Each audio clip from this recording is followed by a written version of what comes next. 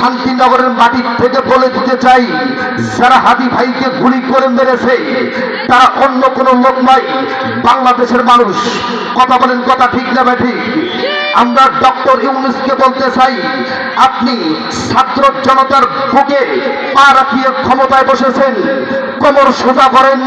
বাংলাদেশে যাই হাদি ভাইকে গুলি করে মেরেছে তাদেরকে ধরুন, বিচারের আওতায় নিয়ে এসে বাইতুল মোকাররমের সামনে ফাঁসির মঞ্চ তৈরি করে মারতে হবে আপনাদেরকে। কথা বলেন, কথা ঠিক না ঠিক?